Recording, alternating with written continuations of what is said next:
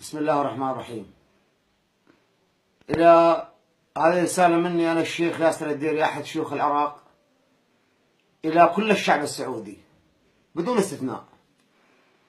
أولا السلام عليكم ورحمة الله وبركاته، والصلاة والسلام على محمد أشرف الأنبياء والمرسلين. أما بعد، بخصوص ما طرح بخصوص الميزانية، أنا ما لي علاقة، أنا رجال عراقي، بس نصيحة مني هذه الكل سعودي، لأنكم أغلى من روحي، ولأنكم رفعتوا رؤوس العرب كلهم في العراق وفي اليمن وفي كل البلاد العربية.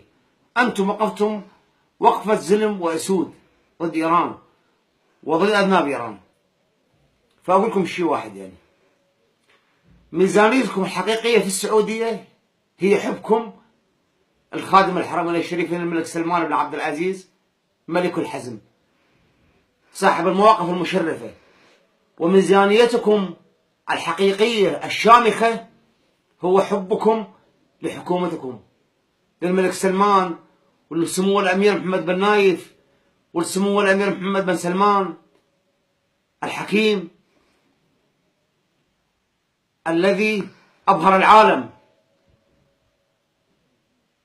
والسعودية لأنها وقفت شامخة أمام إيران وتحديات إيران وأمام الحوثيين أذناب إيران في اليمن، وأصبحت عز للعروبة ولكل عربي. بعض الإعلام المشوه الحاقد يحاول أن يدس لتفريق بين السعوديين وبين حبهم لقادتهم. أنا عراقي مهجر من العراق بسبب إيران وبسبب داعش المجرمة، لأن إيران وداعش وجهان لعملة واحدة. منذ سنة و4 أشهر ونحن نعيش في تركيا مهجرين، في حسرة، في قهر، تحت البرد نحن وأطفالنا وعوائلنا. ولكن عندما نرى الجيش السعودي واقف ضد الحوثيين أذناب إيران وأمام إيران، والله نعتز بالشموخ، نحس بعزة وشموخ، لأن الجيش السعودي ليس جيش السعودية فقط، جيش عربي، وعلى كل عربي أن يفتخر فيه.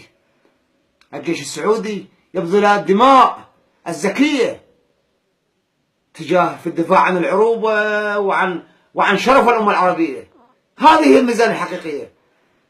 الميزانية مو بنزين ونفط وغاز. نحن في العراق الغاز ملايين حرقونا بالبنزين، حرقونا أذناب إيران، حرقوا السنة فيه. نحن عراقيين ونحب الشعب السعودي وندعمه وندعم حكومته بالقلب وباللسان. أنا أكتب قصائد ليل نهار في حب الملك سلمان، محمد بن نايف، محمد بن سلمان وجنود الحزم، ليس مجاملة ولا لأجل شيء.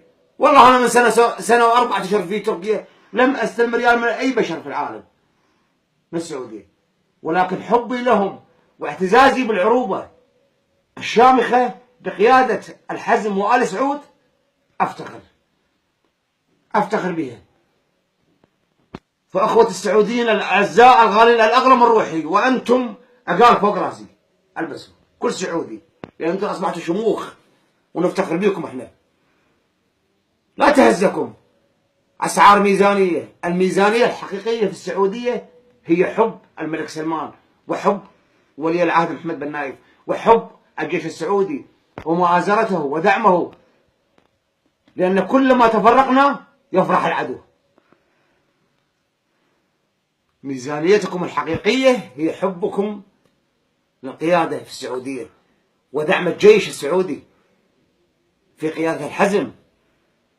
ترخص دماء غالية